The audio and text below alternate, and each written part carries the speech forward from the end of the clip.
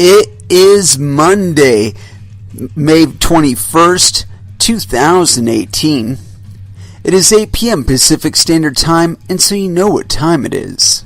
It's time for a little bit of coin metal. And it was it was an educational get your ass kicked at Jiu-Jitsu Monday. I'm still not rolling, just trying to keep up with class as far as the techniques that they're doing, and I got to take the time, if I don't, I'm going to end up getting hurt permanently, and I just don't want that, I mean, I've watched too many people already in jiu-jitsu where, they ended up having to cash it out because of what were temporary injuries and which were nagging injuries, which became major injuries, which became permanent injuries, or at least semi-permanent, and that they're always dealing with them. And, I'm attuned enough with my body that it's like, I just don't let that happen. If I start feeling like something is hurting me, I need to take a look at how I'm doing it to make sure that I'm doing it right. There's just no reason to be trying to hurt yourself like that. So yeah, like I said, I've just been doing some of the drilling along with class, and if there's an odd man out, I'll feed for him, as long as it's not like arm bars or something like that. But like I said, for the most part, I'm just staying away from rolling. I tried doing a flow roll the other day, and that hurt. So I figured that's about as much rolling as I need to do for right now until I can get my arm to where it's feeling stronger, But I just got to give the old arm a little time to heal. I'm not 16 years old anymore, and I don't bounce right back. Have to apply some ice, have to stretch it, have to lift weights. And that's what I've been doing. If the class is sparring, I just lift weights. I lift weights and do singles drills. So at the very least, by the time I'm actually ready to roll again, I'll probably be a little bit stronger in my shoulders than I was when I began with. So, because I know I'm not losing too much step, maybe a little bit in my midsection because, well, jiu-jitsu demands that of you. It demands those ab muscles to be working at tip-top performance.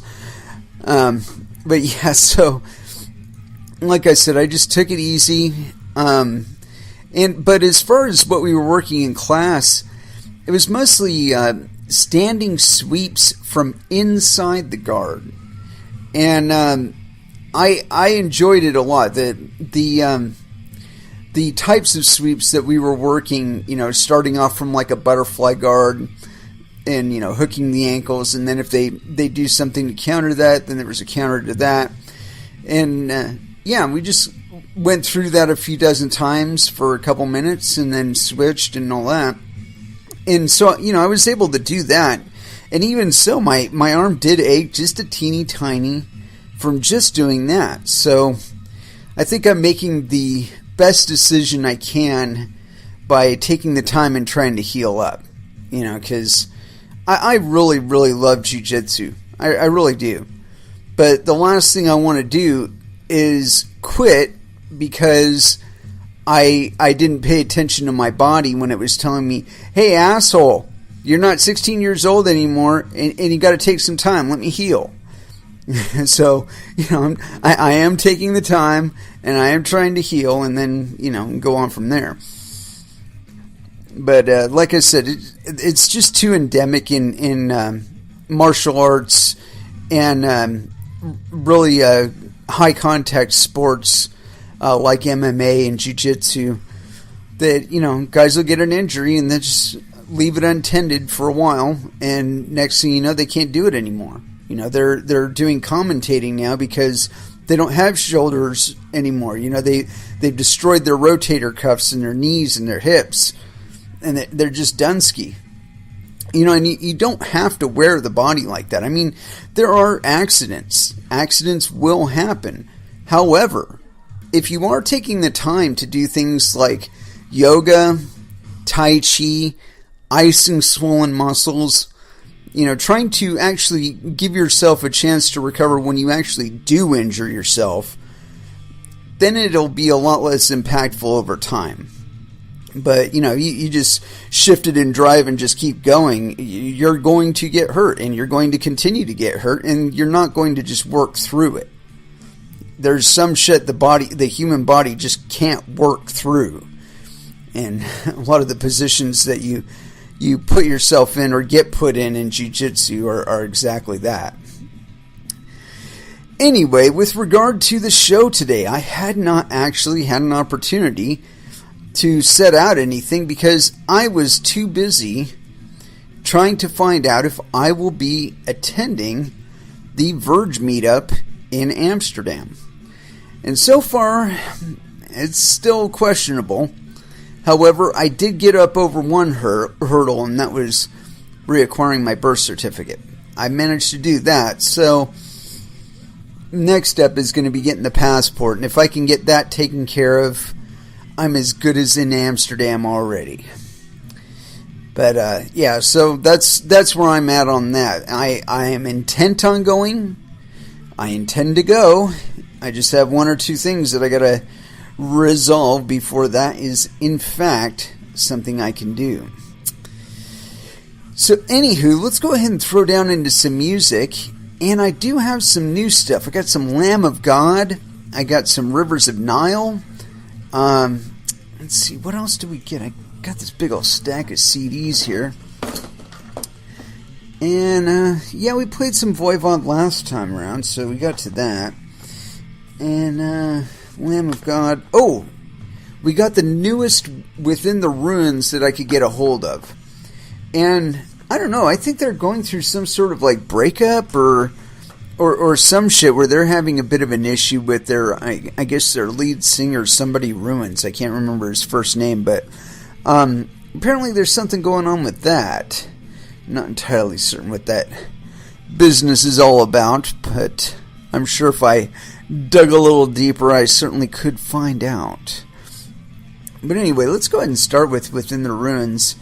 And we'll go off of Halfway Human. Let's see what looks good. What looks good. I haven't even had an opportunity to listen to all of this yet. So, they usually open really good. So we'll go with Shapeshifter by Within the Ruins. First Dance here on Coin Metal. And that was Gizmachi with Burn. Damn, I love that song. So as I was saying prior to the music break, I had not exactly determined what to talk about today. But the trusty Twitter feed hath bestowed a couple of tasty morsels that we shall share, because they are share-worthy, I would suppose. And the first one is near and dear to my heart because I've been very saddened by the fact that Mr. Ulbricht is in prison still. And yeah, here it is. This one's on... Oh, wait. We gotta check and verify that it's actually on this site and not propagated from another. Let's see here. Also redone? No, that's not it. Okay, we can go with this one. Yeah, we can do it. Ross Ulbricht continues to fight for freedom with Supreme Court petition. And this was authored May 22nd, 2018. So apparently, a time traveler wrote this one, and we get to read it first. Yay! Oh, wait a minute. I was checking to see what time it said that it was authored, but apparently they did not provide that much information. Continuing on. The fight to free Ross Ulbricht continues with the petition of certiorari.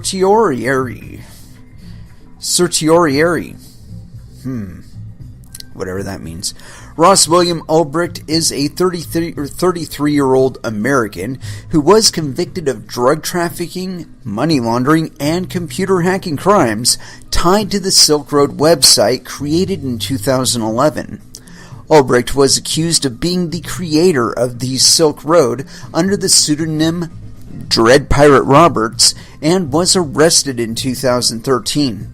In 2015, Ulbricht was convicted of the aforementioned charges and sentenced to life in prison. Actually, he was sentenced to multiple life sentences, which is really, really harsh given the level of crime that he supposedly committed. Continuing on.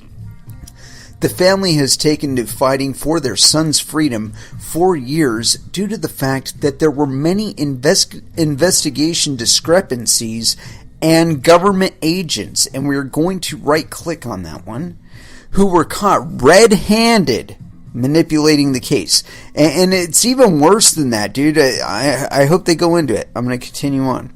However, last year, the Second Circuit U.S. Court of Appeals upheld the decision to keep Ulbricht in jail for life.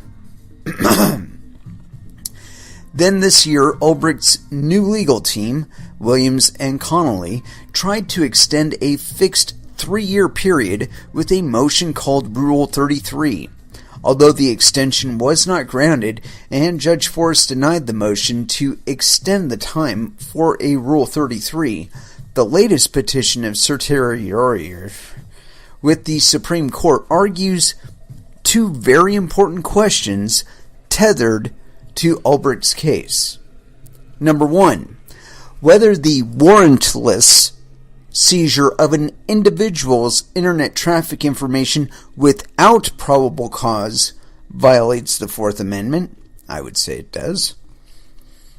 Number two, whether the Sixth Amendment is violated when a judge uses uncharged allegations never brought to trial before a jury to support an excessive sentence. And here's the listing for it. We're actually going to read the petition of certiorari when we get done with this thing. Another Fourth Amendment case may determine the fate of Ulbricht's latest petition.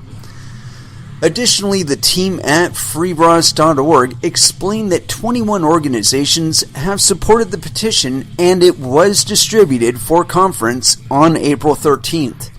Out of all of the cases, that day 200 were denied except for Ulbricht's case and another called Carpenter v. U.S. Wonder what that one's about. Ulbricht's legal team believes the outcome of the Fourth Amendment Carpenter case will affect Ross's petition conference. FreeRoss.org explains that the legal team may find out how the courts rule by June 2018. I don't know that that's going to help him out much, really. Alongside this news, Ulbricht has been relocated from New York to a maximum security penitentiary called USP Florence. Maximum security?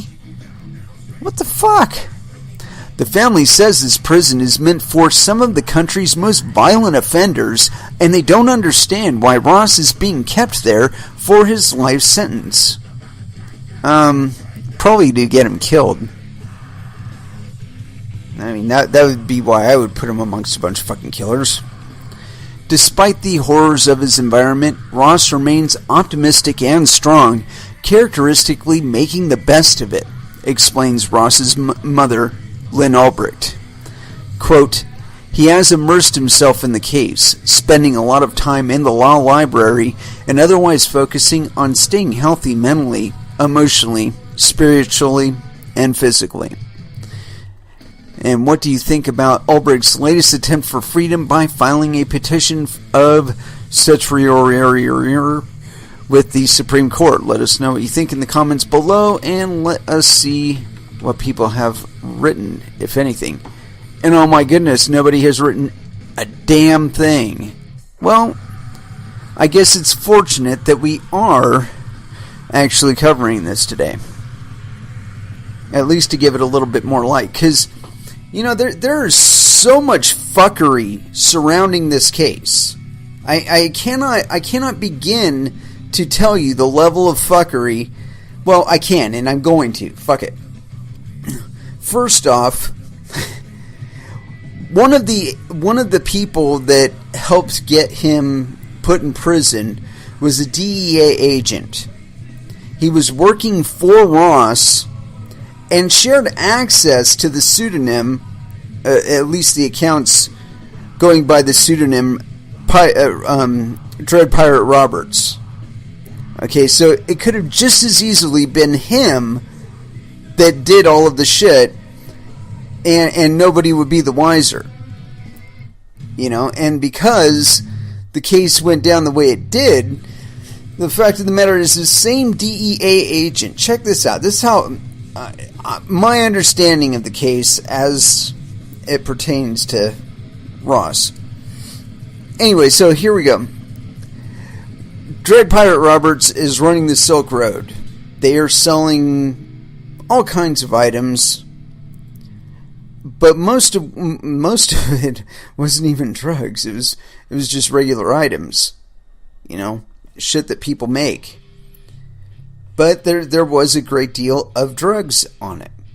Now, the difference with Ross's site and a lot of other places is that he had on-site personnel that were doctors that would give the people that were trying to buy drugs, give them advice on substance use, you know, safe use, give them kind of counseling when they were experiencing abusive feelings with regard to the substance. But the fact of the matter is that they had a really good review system where customers could review the proprietor that they dealt with. So, you know, if you were selling shit that wasn't the shit that you were saying that you were selling, people would report on it, and the shit would get taken down, or you know, or you would just not receive any business. And see, I don't understand the desire to migrate away from that kind of market, because I mean, really, what better way to get advice about a drug than from people who are using it?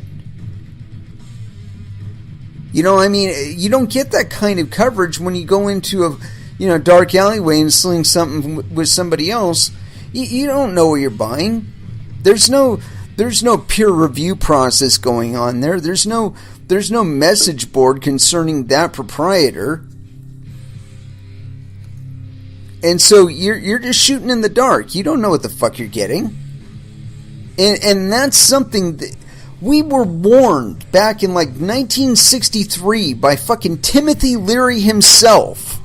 He said that if you prohibit these drugs and you force them into the black market, you will lose all control over them.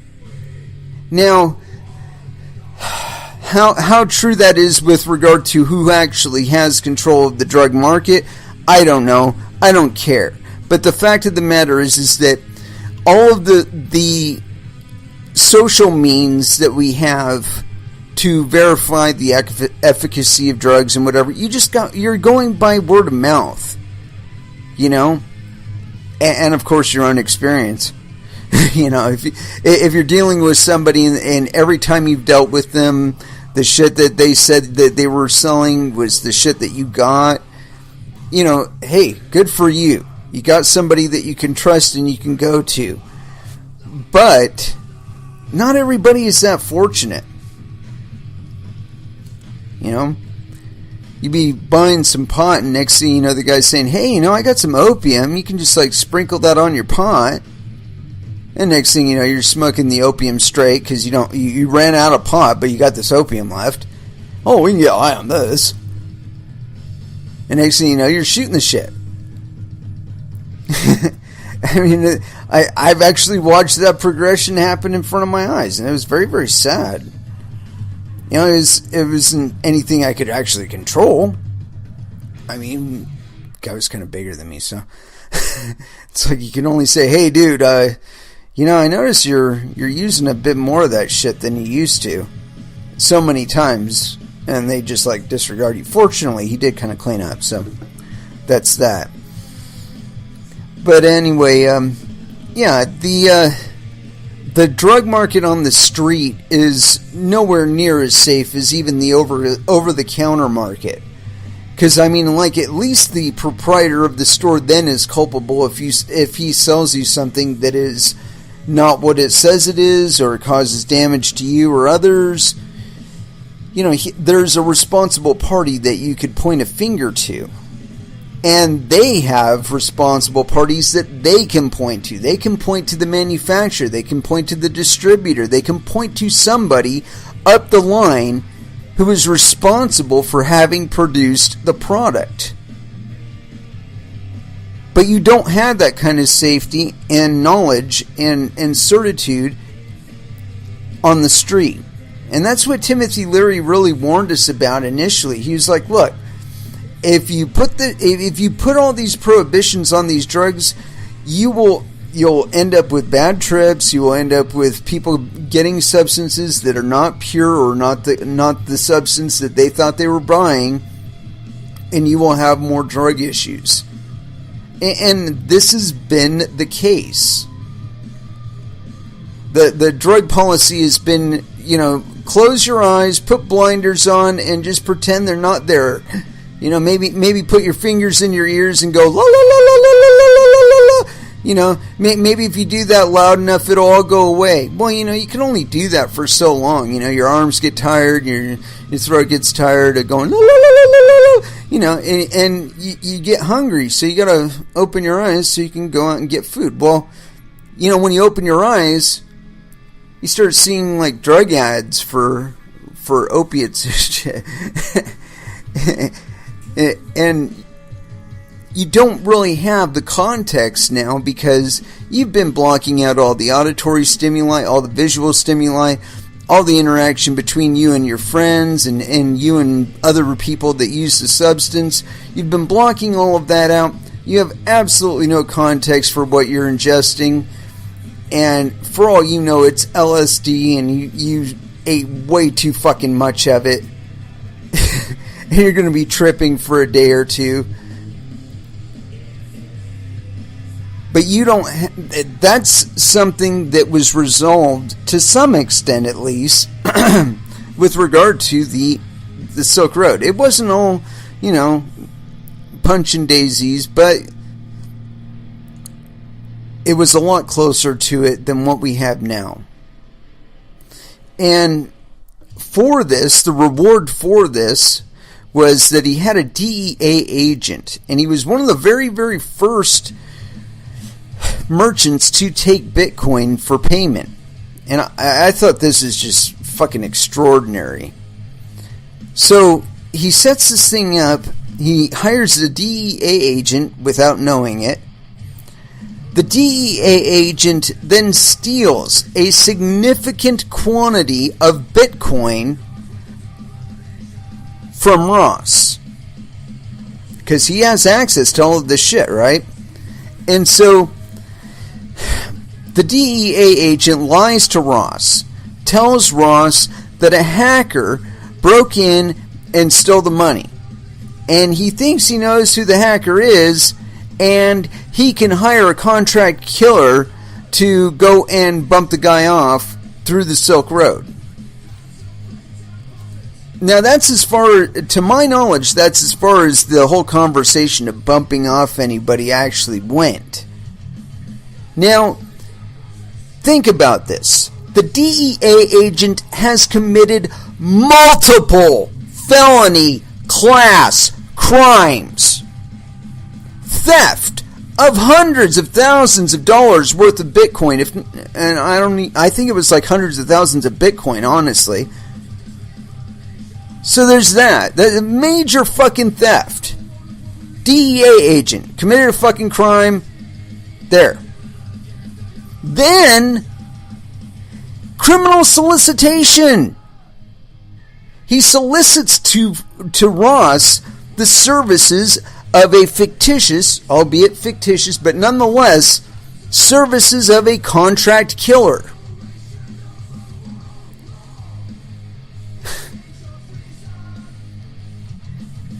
And then he entraps him. He uses the information from that to draw up a really flimsy bullshit case to bring him to court and get the Silk Road shut down.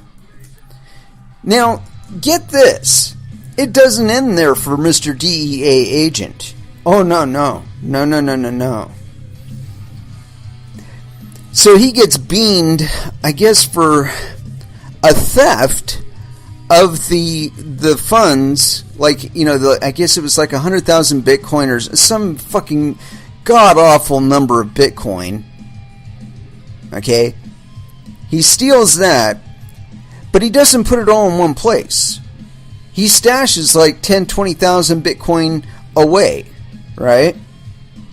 And so when it all comes up, all finishes, they have a quantity of Bitcoin that is quote unquote missing. And they can see the transaction on the blockchain that sent it to another address.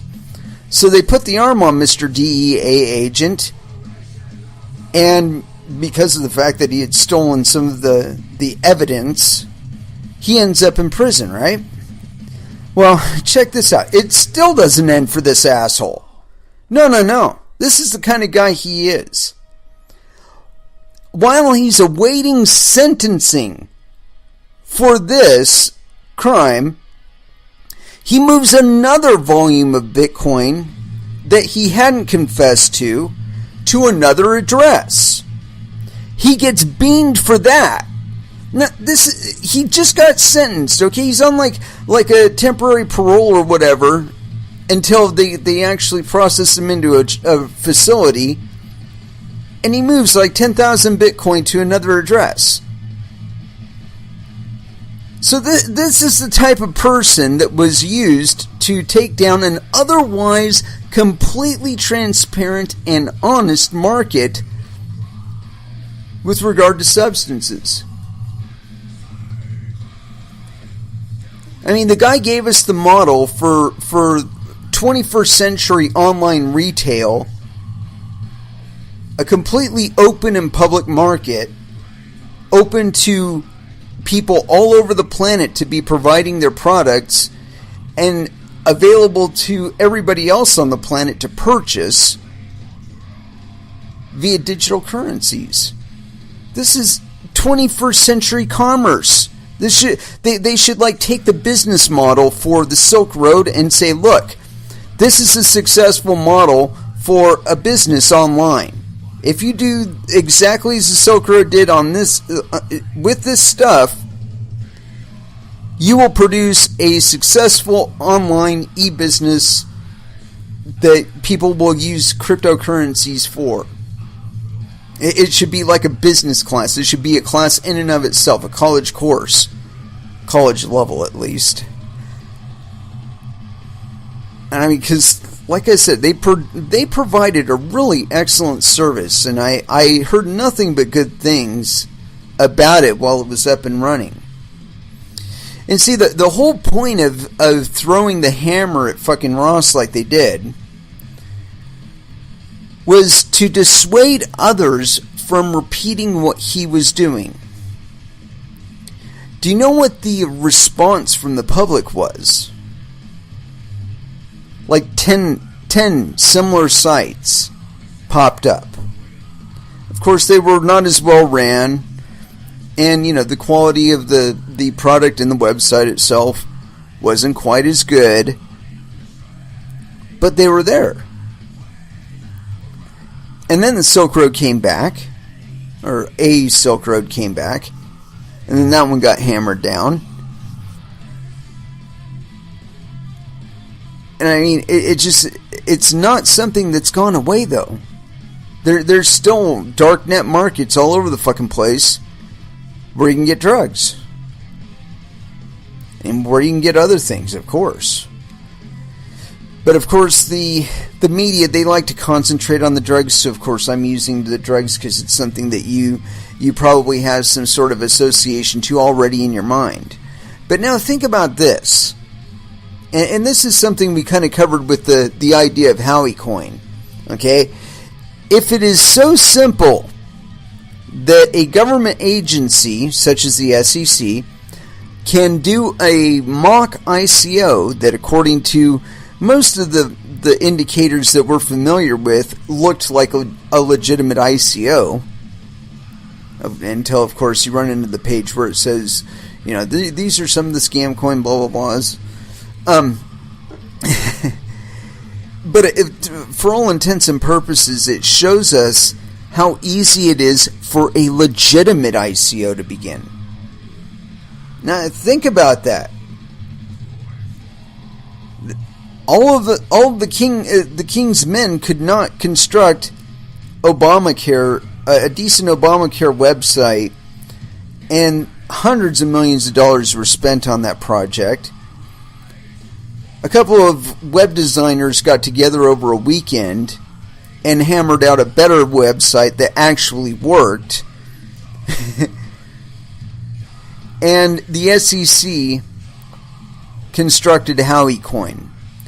What does that really tell you about the ease of use and the volume of tools available to you to be authoring your own cryptocurrency, your own ICO, your own retail outlet, whether it be on the darknet or the clearnet, and be taking transactions and taking payments in cryptocurrencies? Apparently, it's about as difficult as it is for the SEC to mock up an ICO, which apparently isn't very difficult at all.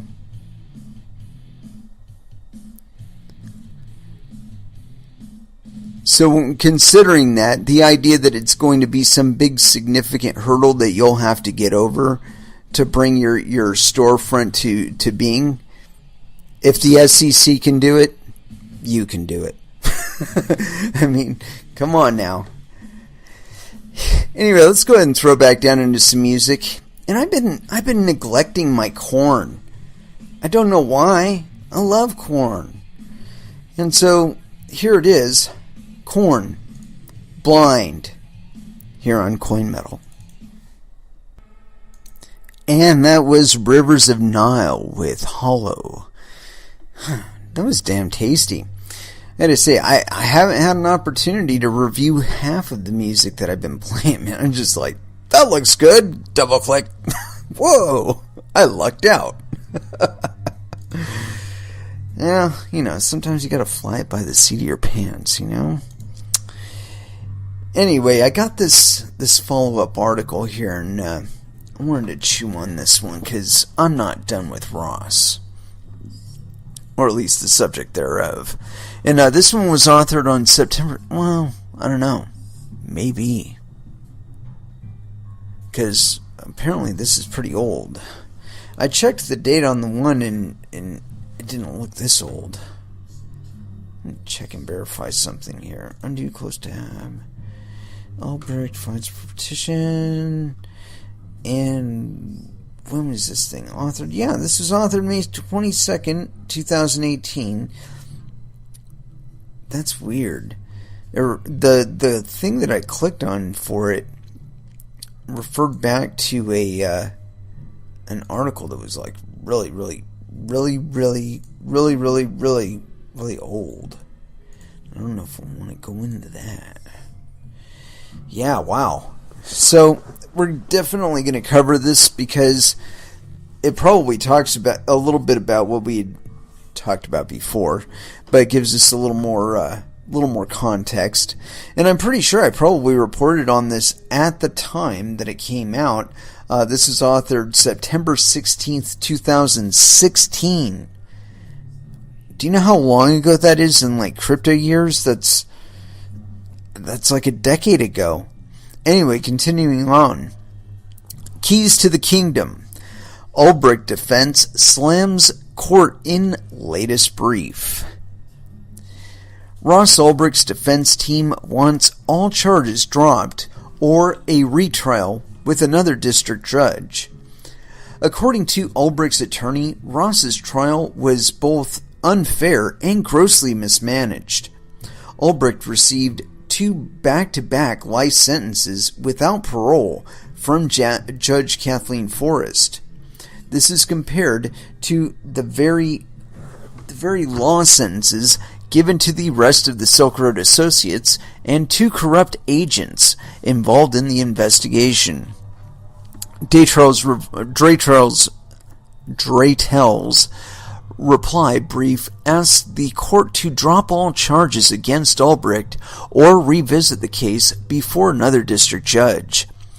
The brief cites specific examples of how both the prosecution and Judge Forrest mishandled the case.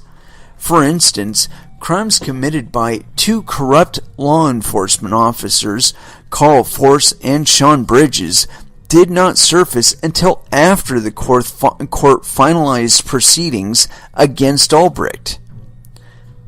I think that would have, done a little bit to sway the jury's opinion, don't you think? Draytell explains that the 2 special agents used their powers unlawfully during the entire investigation. The brief includes many examples of these abuses, such as commandeering accounts and stealing over $1 million in Bitcoin. Keys to the Kingdom. Only after Ulbricht's conviction did the officers plead guilty to charges of extortion, misuse of power, and the theft of large sums of Bitcoin. Draytell believes the government's argument that the corrupt officers' involvement was a separate issue is incorrect. Yeah, the thefts is what caused him to look for fucking somebody to kill somebody. Bitcoin.com reached out to Lynn Ulbricht to get her opinion about the government's reply brief against the appeal. Lynn explains, quote, "The government insists in its reply brief in the Ross appeal that it was proper for the jury not to know that 2 corrupt federal agents, now in prison, had unfettered access to the Silk Road site with the ability to do all kinds of mischief, including tamper with material that was later used in evidence." In other words, they planted a lot of shit. Lynn Ulbricht explains, quote, "Essentially, the agents had the keys to the kingdom. They are both computer forensic experts." Quote, "Also, as the defense reply points out," she continued, "Sean Bridges is not only a darknet expert, but has, quote, a penchant for framing others. And he was working for the NSA at the time of the Silk Road investigation." Oh shit, that's a crime in and of itself, I think.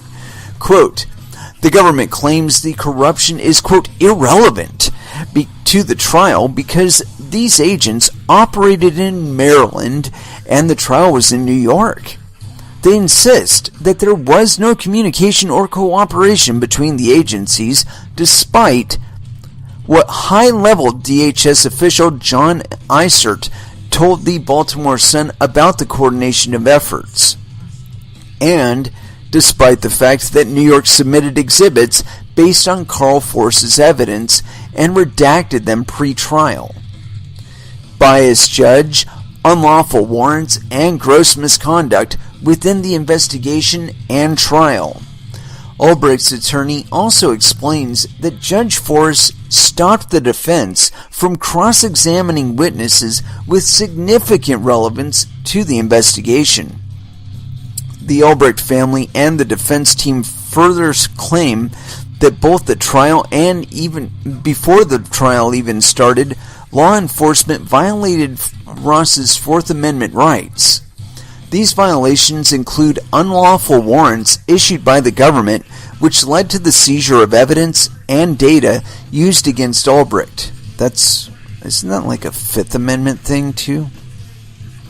Draytell then explains that law enforcement misused the trap and trace orders as well as the particularity of in application.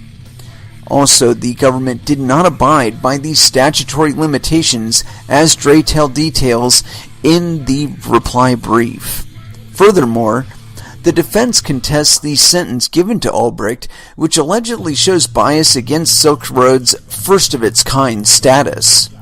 The defense's latest reply brief reveals that the U.S. Marshal's intake form for Ross' arrest lists the corrupt Carl Force as the sole law enforcement officer at the arrest, yet the government denies Force's connection. The defense also explains the government relied on allegations that never materialized into formal charges. Additionally, authorities leaned on overdoses of people who used the Silk Road to purchase illicit drugs. Judge Catherine Forrest's decisions showed considerable bias towards the prosecution, and Draytell had called for a mistrial multiple times, according to the brief. The defense and Ulbricht family are not giving up. The latest reply brief shows that the Ulbricht family and the defense team are not giving up without a fight. The evidence that supports the idea that authorities mishandled the case seems quite significant and should cause anyone to question the trial. I certainly do. Ulbricht's mother believes her son is a political prisoner. She argues that the judge sought to make an example of him when handing out his harsh sentence. Lynn believes the court suppressed quite a bit of evidence to keep the defense in the dark. Lynn Ulbricht told Bitcoin.com, quote, Force's name on the report was redacted in the evidence given to the defense, so Ross's lawyer didn't know he was named until recently. However, the version supplied to Ross was not redacted.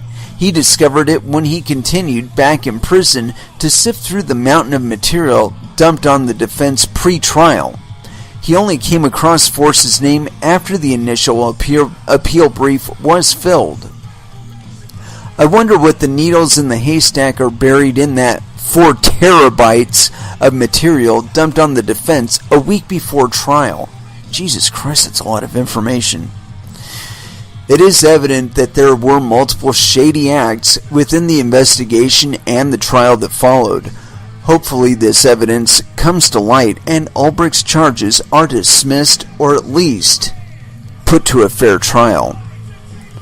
What do you think about the recent brief from Ross Ulbricht's defense team? Let us know in the comments below, and let's see if anybody did.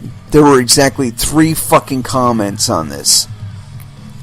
Sad what they did to him. Hope he gets out soon. That was by Joseph Stabaugh. Sure looks like a corrupt judge. It makes you wonder if someone paid her off for a verdict which would eliminate the competition. Yeah, very astute observation, good sir. I would agree to that. I would agree to that thesis. Yeah, the whole thing stunk to high hell. You know, because the fact of the matter is there wasn't a lot of regulations that limited what he was doing. I mean, of course there was the issue of drugs being purchased and other materials that were not necessarily legal in the context that they were being sold. But my feeling on it is this. Let the free market do what the free market does. You know, that you can have certain desires that you expect of the market, but it is under no obligation to satisfy solely you. You are not the only customer. And I think that's something really important to remember, especially as we're coming into cryptocurrencies. You are not the only customer, and fortunately for you, there are more than one choice available. Or there is more than one choice available. So there we go. Let me see if I got any more on Ross. Although, I think we kind of ran that one. We ran that one as far as I was really wanting to go on it. Because, I don't know, like I said, it's kind of near and dear to my heart. I feel like Ross was really railroaded, and there were a lot of criminal acts performed in the effort of bringing him to quote-unquote justice. Although I gotta say, from everything I have read, there's nothing just about what was done to him. really. And ultimately, I think that what was done to him will only motivate others to be more vigilant about their infosec, their personnel security, as far as like who they decide to hire. I'm sure they're doing like dossiers on everybody that they let in, and they should. It'll help them avoiding the same fate as Ross. And we can not like it all we want. It's not going to make it go away, though. It's not going to make people stop using drugs, whether we like it or not.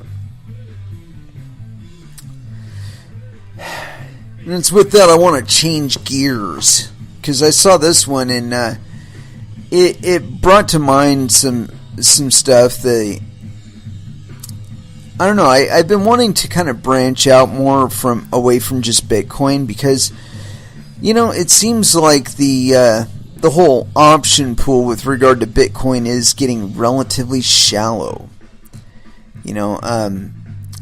I think that some decisions were probably made at Consensus 2018 that may or may not turn out to be beneficial to everybody in Bitcoin.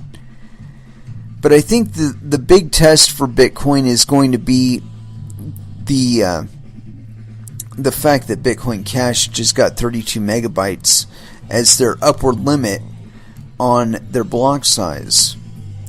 And I was looking at the daily throughput for Bitcoin, and I read this article today. It was kind of bragging because they'd gotten I think it was just over 300,000 transactions. As a matter of fact,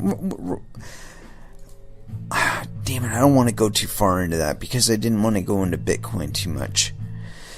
Anyway, they through batching, they managed to stuff a shit ton of transactions in a 24-hour period. But the total volume was 300,000 transactions.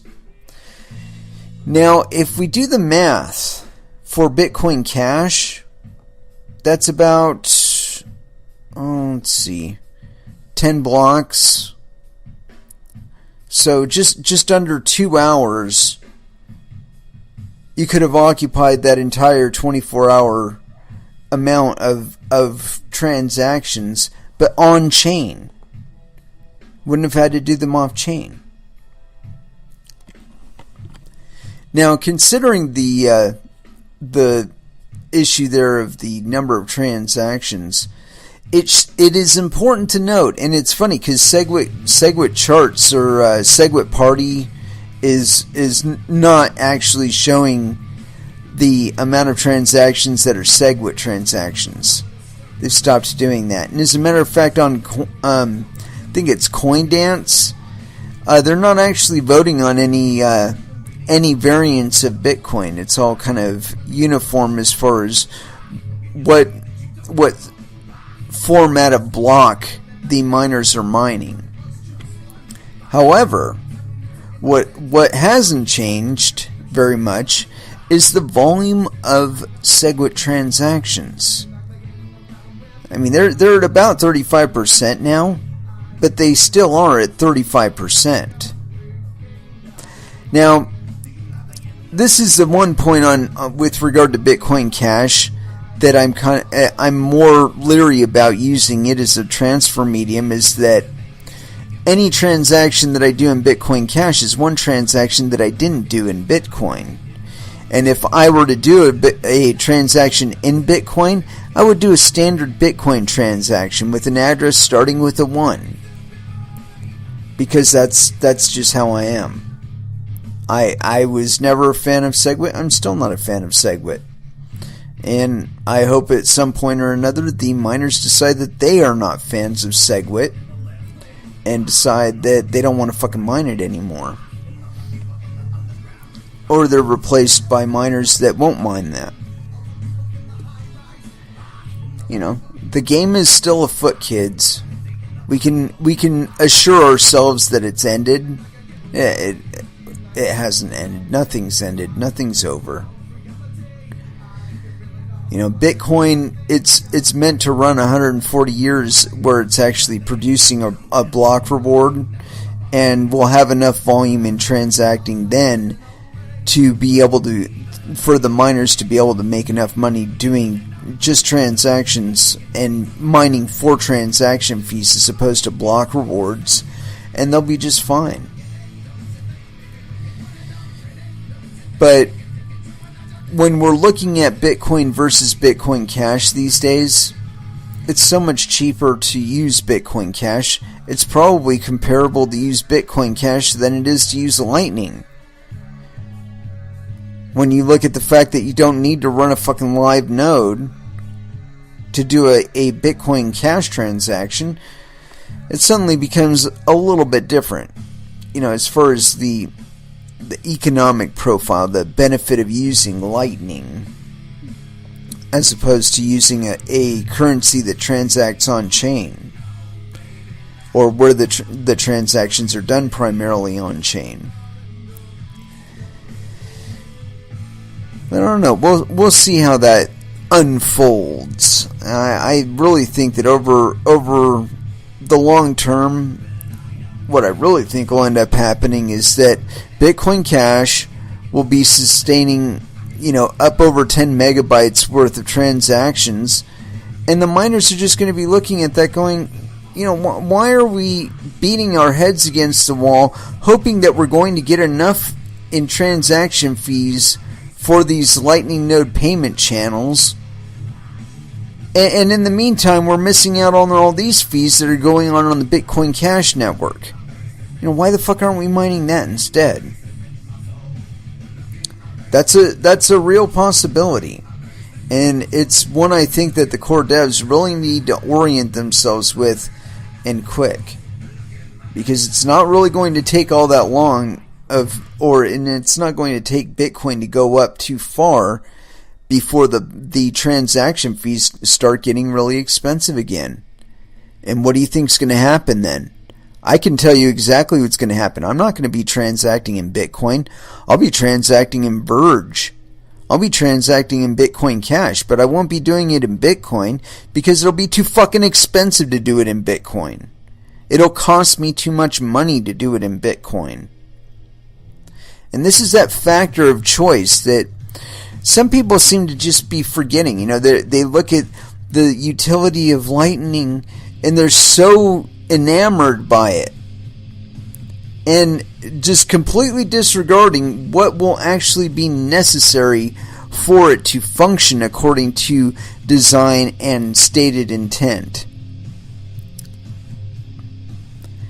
And it'll require large, licensed, centralized companies, third parties, to be doing it for you.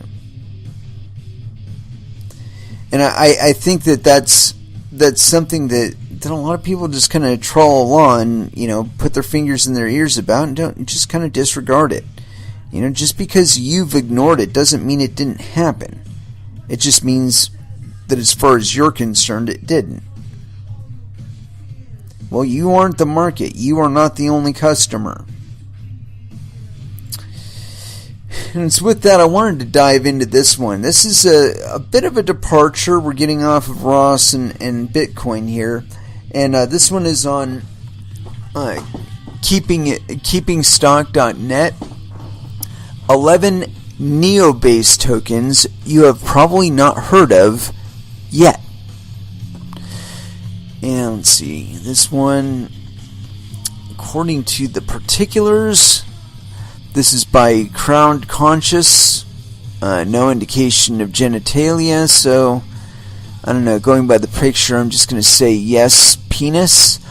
And it was authored on May 20th. 9-minute read, approximately. Hello. As you may have heard, Neo blockchain has been considered the Chinese Ethereum for about a year now, since the project rebranded from AntShares. This is because Neo will perform similar functions as Ethereum does as a platform for decentralized applications with smart contract capabilities, among other integrations. Many have been bullish on Neo because the team has been quietly building the network. The past year, as Ethereum's ERC20 standard brought on a frenzy of initial coin offerings, which alerted entrepreneurs, investors, and governments across the globe about cryptocurrency and blockchain technology.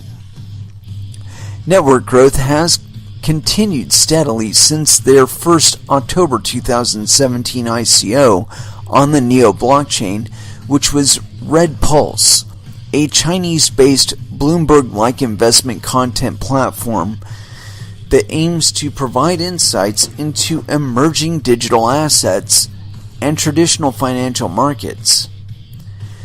Neo's NEP5 token standard is synonymous to Ethereum's ERC20 token standard in terms of what they mean to the individual networks. Since the inception of the ERC20 token, there have been over 85,000 tokens created on the Ethereum blockchain network, just under that particular standard. This is a major focus in Neo's growth strategy, but instead of taking Ethereum's radically decentralized approach, Neo grows stronger with regulatory compliance standards, meaning Neo is poised for institutional capital to flow into the network as they continue building powerful partnerships like the most recent Ontology Network partnership announcement, which will enable enterprise integration into Neo. Without further ado, let's dive in. Neo's smart economy, bridge into the real world. Disclaimer: this is just a friendly reminder that this is not financial advice, and to please do your own research when deciding where to put your hard-earned money. I did not participate in really any of these projects' crowd sale, and do not hold any of them yet. I'm included in that. Alright, continuing on. Narrative Network, the content economy. Narrative Network, taking back the content economy by recreating the system so that it is user-governed, splitting 85% of all revenue. God damn it. Sorry about that. Let me open the window a little bit further, get a little more O2 coming on in here. Hold on one second.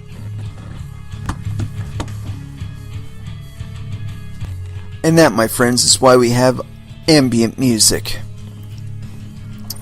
Continuing on.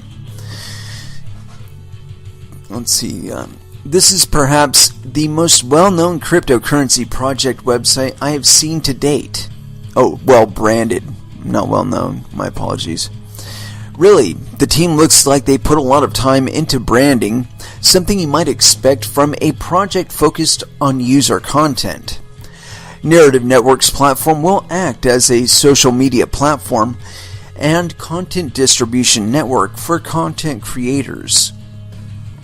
They aim for the platform to be home for a long-form written content. They closed their initial coin offering already and are building the project. Let's see here. Next one up is Seno. Seno, Sentiment Analysis dApp with Open B2B API for third-party integration. Raised $2 million in pre-sale and main ICO launches June 10th with whitelist registration.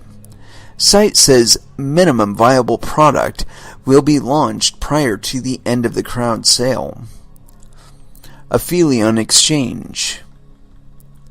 Aphelion Exchange, a peer-to-peer multi-chain decentralized exchange, building a protocol that tied exchanges together in what they called a distributed exchange asset ledger, deal. Wallet-based trading is a major focus. The Aphelion exchange is a DEX, which recently closed its token sale.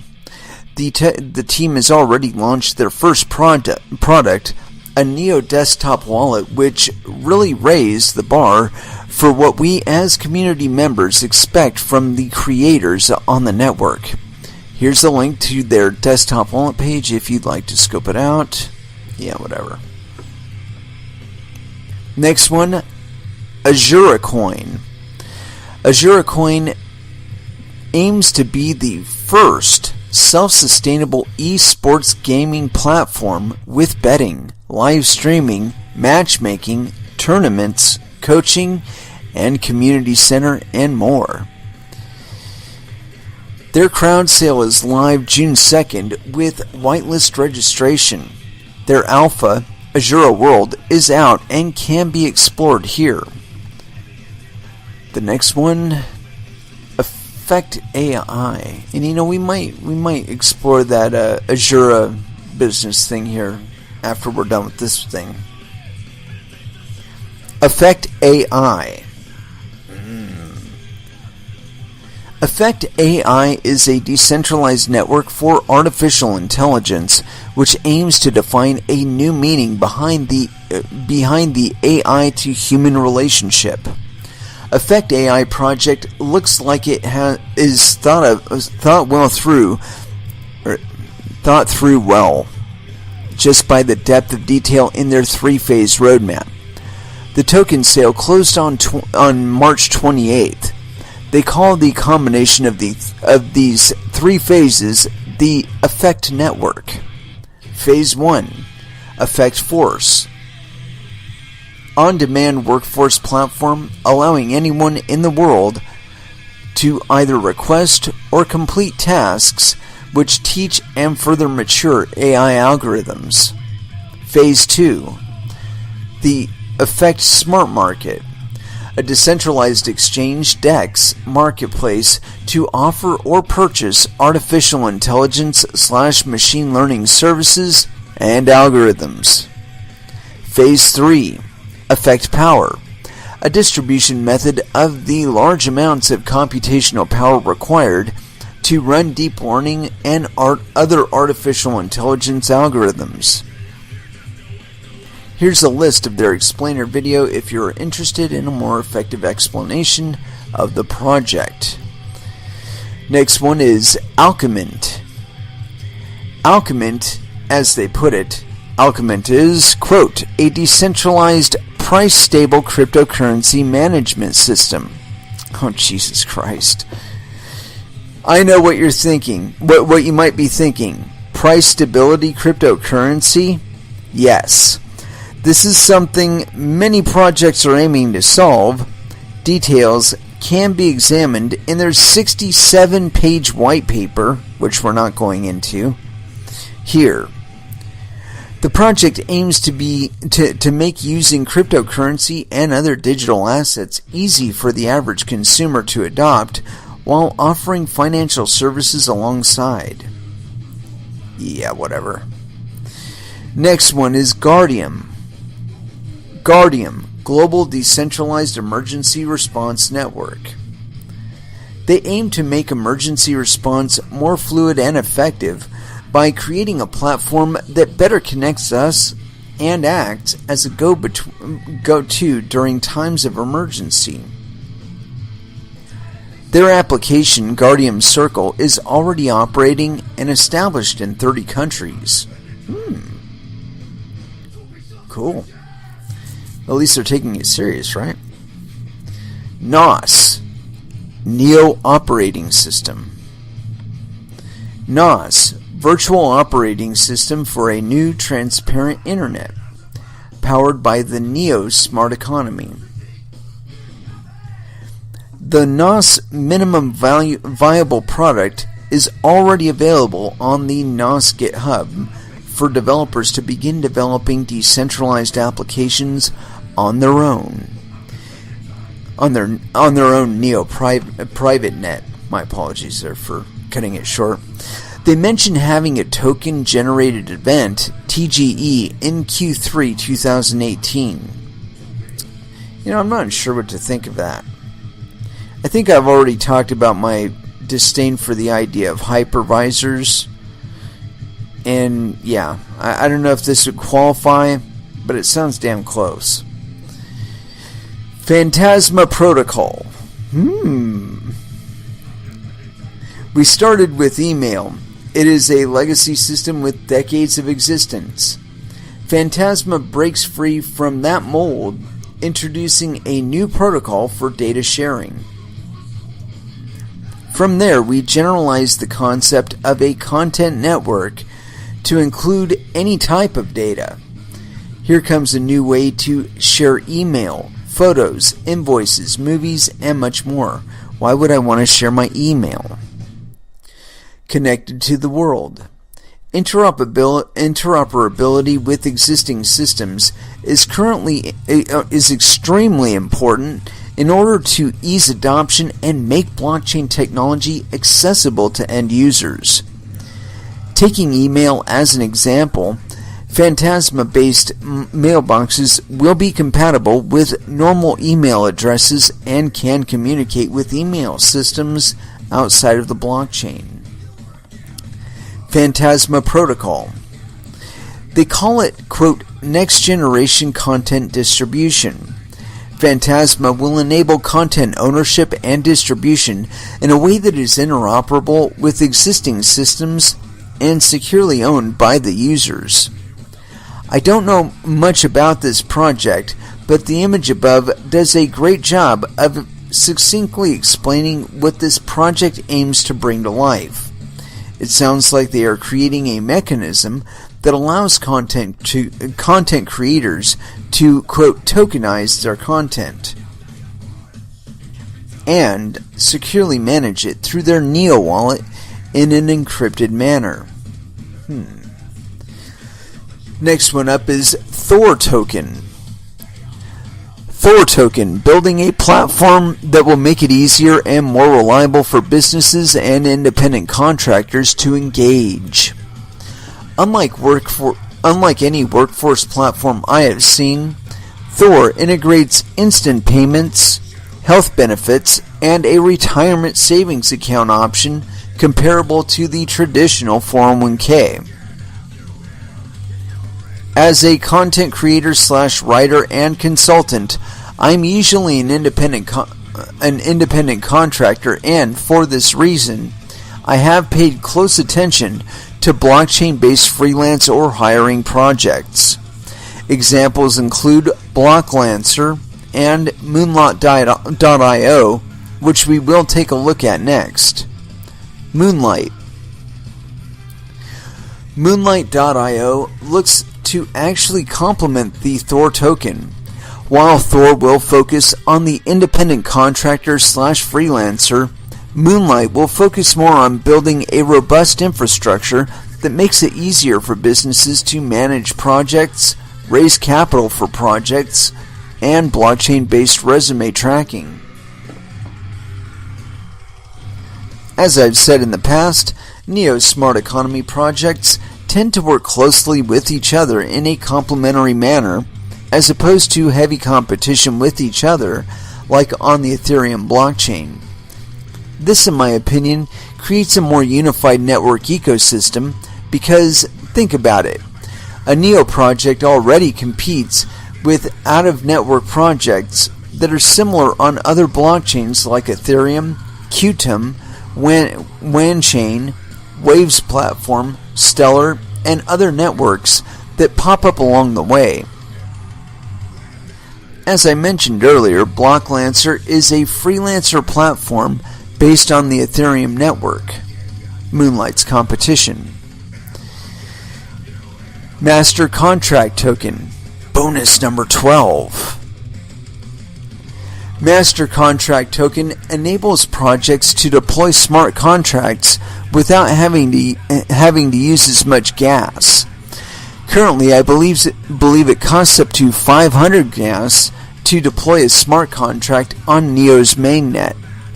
This project can majorly lower the barrier to entry for projects that want to build decentralized applications, dApps, on the Neo blockchain. As the current cost of a $25/gas, it would have cost over $10,000 to deploy the smart contract. Here's a link to a longer article I wrote on the topic of master contract token airdrop, explaining the parameters. 12 projects and so many more to come. There you have it. 11 NEP token projects plus a bonus with links to their official websites so you can dive into what they are all about. We have entered into what I call saturation phase for the ICO market, and it has become very hard to even discover new projects. I will continue writing about new projects to help them gain exposure in this wildly expanding market. Until next time. Yeah, there you go. So, apparently, Ethereum is developing significant competition for itself, just like Bitcoin did.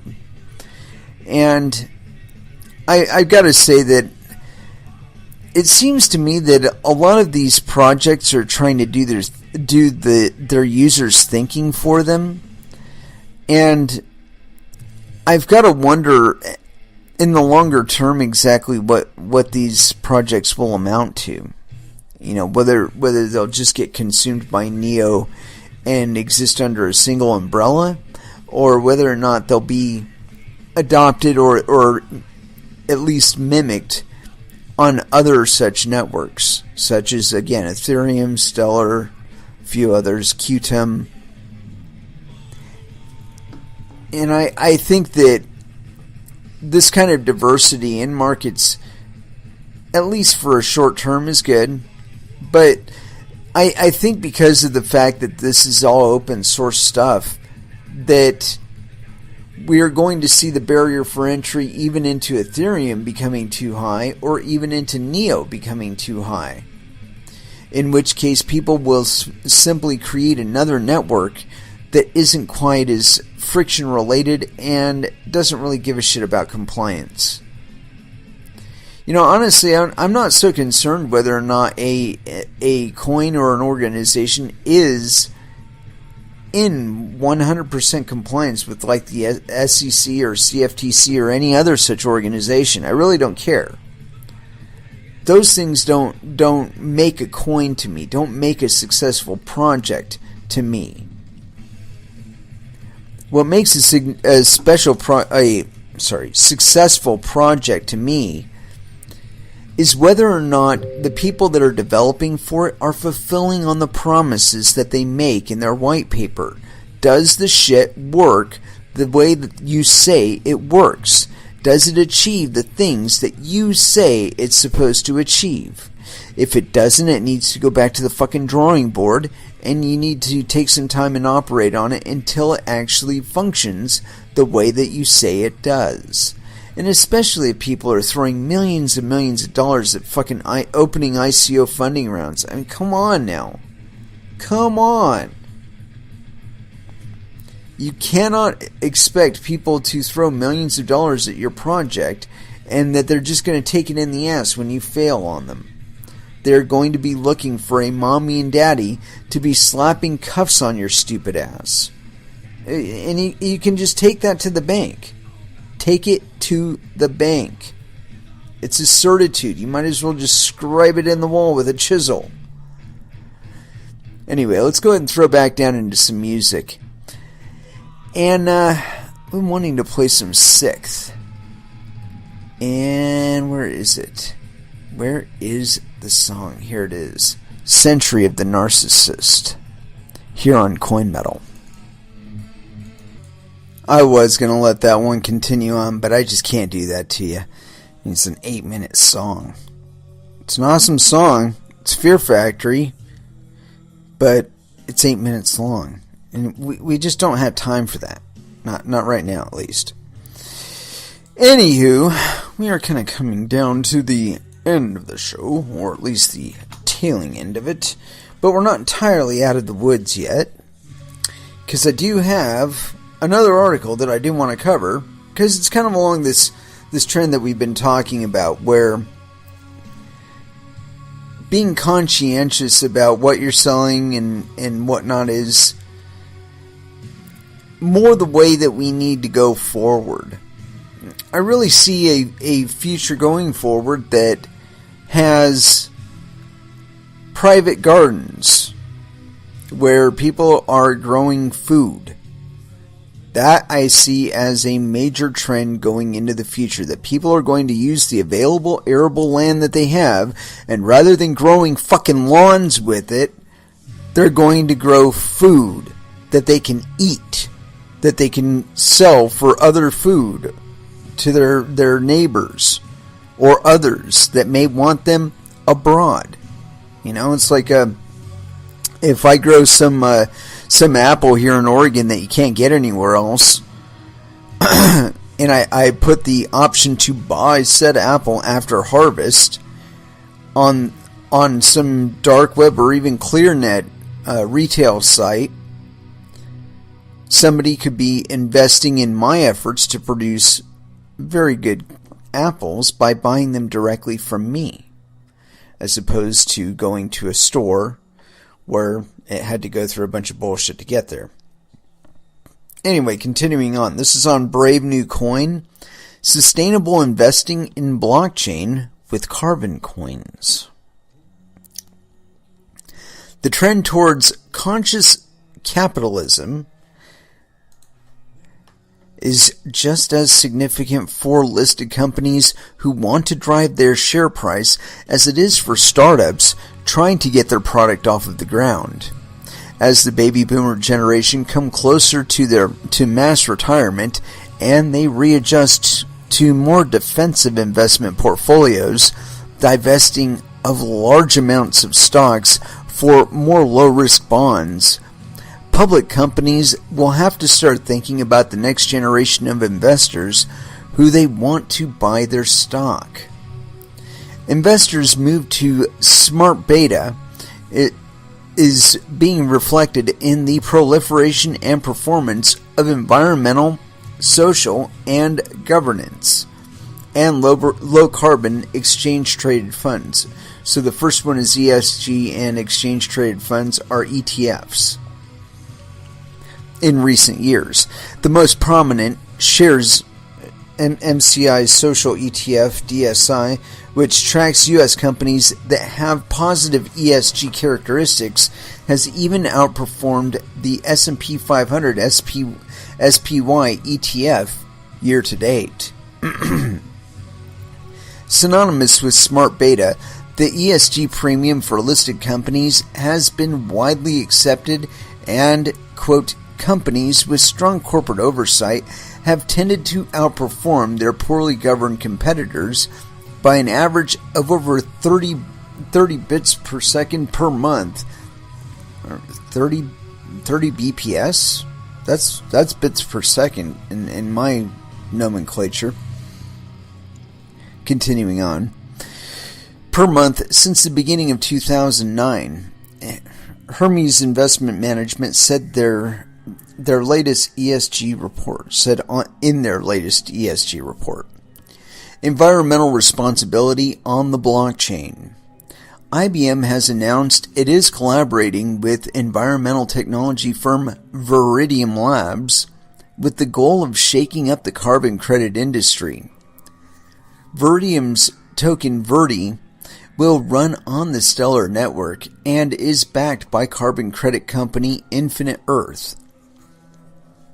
The company's Red Plus carbon credits are traded by companies to offset their carbon footprint, and the credits are backed by projects which pursue long-term strategies to counter deforestation and the management of existing forest stocks. And here's my problem with carbon credits. While you can offset the credits, you can't offset the actual environmental impact of whatever your endeavors are. Continuing on. Infinite Earth oversees the 64,000 ha Rimba Raya Biodiversity Reserve in Borneo, which serves as the, quote, natural capital for the carbon credits. The trading of carbon credits is cumbersome and fraught with counterfeit and double spending, and the red credit is not without its detractors, even being labeled as, quote, a collection of conflicts, contradictions, and lies for failing to have any impact on the issues it claims to address. One of the main criticisms is that the trading of credits fails to offset any emissions at all. Which is what I just said. IBM's blockchain manager, Jared Klee, said the project chose the Stellar network to run the tokens on because it has a built-in decentralized exchange that can, quote, mitigate across central points of failure and credit hacks. It is touted to also increase the transparency of credit spending to avoid the double spend problems and track the performance of sustainable projects.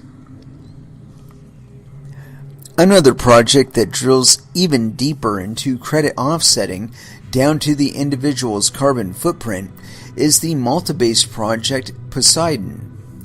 Unlike corporations and countries that trade red carbon credits, Poseidon credits offset individual purchases such as clothes by breaking carbon credits that are issued per ton of CO2 into grams that can be used to offset microtransactions. So when someone buys a pair of shoes with a carbon impact of 12 kilograms, the price for the required carbon offset is added to her bill, and she buys 12 kilograms worth of carbon credits with Poseidon tokens, making the purchase, quote, carbon neutral. Yeah. Poseidon is also built on the Stellar blockchain, which it touts as, quote, a low energy alternative to the energy intensive protocols of Bitcoin or Ethereum, and only uses a fraction of the energy per transaction as a Visa payment. Conclusion. The contentious topic of energy consumption and the environmental impact of crypto mining, especially Bitcoin, coupled with the demographics of more conscious young consumers, will play an increasingly critical role in the adoption of a prominent cryptocurrency. So it would be wise for investors to consider facets of ESG criteria when assessing investment opportunities in crypto as well as traditional markets. Yeah, my feeling on carbon credits again is that, so say whatever it is that I'm producing has a high carbon footprint, meaning I'm shoving a lot of fucking CO2 up into the atmosphere. Everything around me suffers in direct proportion to my activities. But if I'm buying somebody else's carbon credits or something to offset my carbon footprint, I'm not actually relieving the environment of my carbon output. And I think this is the point that is completely missed with carbon credits, is that it's basically permission to pollute. It's like, it just puts a premium on the permission to pollute.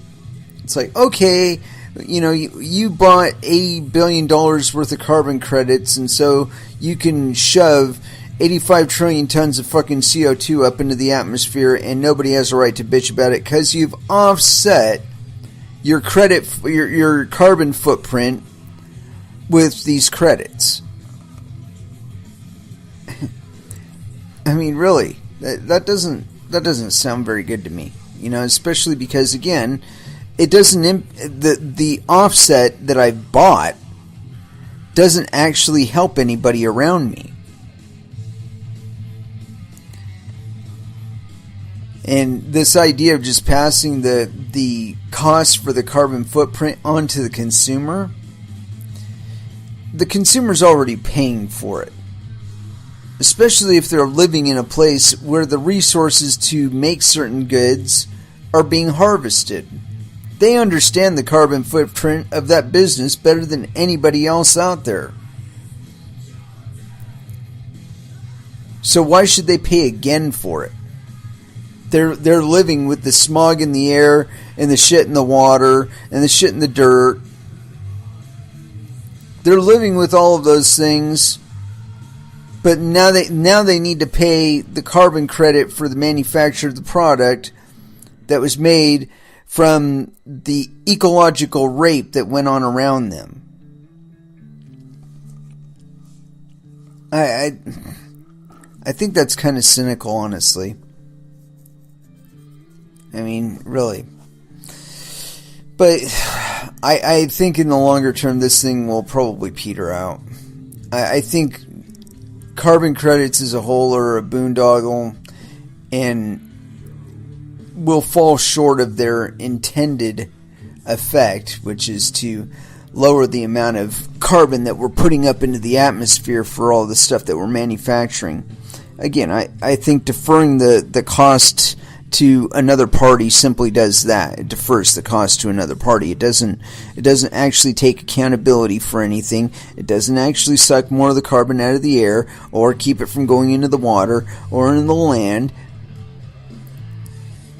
That shit still exists. But, you know, we got it covered now because we got carbon credits to offset. Give me a fucking break.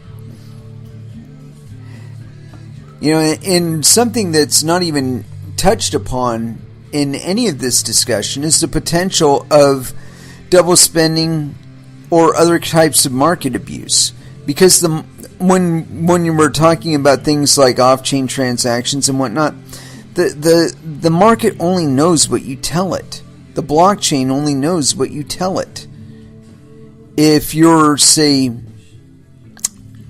little tardy in your reporting, you could be reporting a state of events that wasn't necessarily true at the time that you were supposed to be reporting, but is true now and makes you look a little better. Or better yet, knowing the date that you're going to be called or whatever, you could be planning ahead and front running it. Yeah. So I think the idea is well intended, trying to do something about all the pollution going on. But I think that the real problem there is that we, the people, are not allowed, through law or other mandate or other issue, to deal with the issue directly. You know, so like if you live next to a factory that's putting a whole bunch of shit into the air and your kids are getting emphysema and stuff like that, it's not legal for you to take a machine gun down there and take out all the executive staff because they're abusing you. But in all honesty, and I mean like in a natural world that doesn't have the barrier of law or civilization or whatnot, that guy would be eating arrows on the way to work, or bullets, or cannon fire, or something. But he would be having a lot more difficulty getting into his parking spot than he currently does if we were allowed to respond to ecological abuses in kind. You know, these people are basically threatening your existence, but you can't do anything about it. Oh, you can petition your representative, whose campaign is heavily funded by the same party. But, you know, the likelihood of you actually getting listened to is much more diminished. You know, it's one of the things that's supposed to be different about cryptocurrencies is that we're supposed to have the flexibility and the capability of moving our monetary value around as we see fit without having to ask for any permission from anybody. I mean, what that does to the economies that we dwell in, I think the reason most people don't understand this is because they aren't actually selling stuff for Bitcoin. If they were selling stuff and accepting cryptocurrencies as a means of payment, they would understand the advantages of it and just say, you know what, why am I dealing with Visa? They delay my shit 3 to 5 business days. I'm never sure until I actually get my shit what my shit is going to be, because they can just be really arbitrary with what they decide to give me, what they decide to allow me to access and when. I mean, really, we just don't have time for that kind of shit in the 21st century economy. We just do not have time for it. I mean, especially when we don't have to wait. You know what I mean? Why would you wait if you don't have to? It's like the other day I went to the DMV, and my particular operation, the thing that I had to do, was a relatively simple thing. I just go in, do the thing, done, right? But when I first walked in, I was expecting to have to sit and wait in line. So my first reaction was, of course, to get a number on the queue.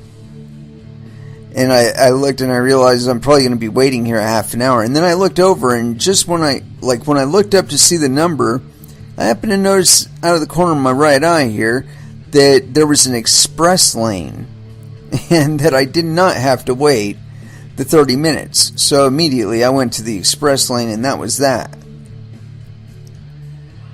Because I knew I didn't have to wait. Why would I sit around and wait for my number to come up if I can just go to the fucking express lane? So why should the world economy wait just because Visa still works on a 3 to 5 business day principle for their money, when they can have their money in 30 seconds, in a couple minutes, and be absolutely certain that they have it? Not, what the bank decided to give them, what the bank decided to give them access to, how much they can move at any one time. These limitations don't exist in cryptocurrencies. And if they do, in the means that you're using a third-party intermediary, and they're applying their force as they may, and can, and will. Because it's their ballpark, it's their rules. They get to operate according to their rules. And when you sign up for that end user license agreement, you're consenting to that. You're submitting to it. But again, there's all this talk about decentralized exchanges and atomic swaps and all that business. What do you think that's going to do to the traditional exchanges? I think it's going to lower their volume, especially if people are experiencing a significant amount of friction on their transactions. And on top of that, additional limitations imposed by their governments, things like identification requirements, basically creating a lot of security suckholes for you. And when we don't have to. When I first started into cryptocurrencies, I didn't have to provide much more than a fucking email address and a receive address for my wallet. And that was that. That was a regular Bitcoin exchange. Now, shit, you gotta give them fucking evidence that you were born on this planet. You gotta... It's fucking crazy shit. Anywho, with that, I want to try and wrap up this episode. It's certainly been a pleasure.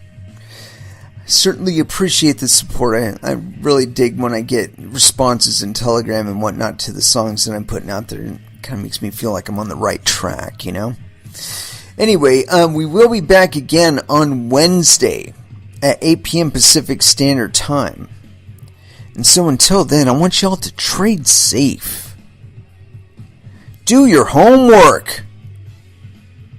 And watch out for your own bunghole, because nobody else is going to do it for you. Thank you again for listening. You can find me, as always, on Twitter and in the Telegram chat room, and also on IRC sometimes. I'm not on there quite as much while I'm doing the show, but in other times I tend to be in there for Verge Currency. So until Wednesday, you'll have an excellent evening. And as far as our last dance, I have not picked anything out yet. And we have so many different choices. What will it be? I think we already played Vicarious. Yeah, that's a really good one. Well, I don't think anybody will hold it against me too much if I'm 60 seconds short on a full 3-hour show. So, let's see. Scroll. White Zombie, Within the Ruins. We already did all of that. You know what we didn't do tonight? We haven't done any Anthrax. And that should be a crime. Let's see here. Breathing Lightning. Yeah, let's do that one. So, Last Dance for the evening. Anthrax. Breathing Lightning. Here on Coin Metal. Thank you again for listening, and you all have an excellent evening.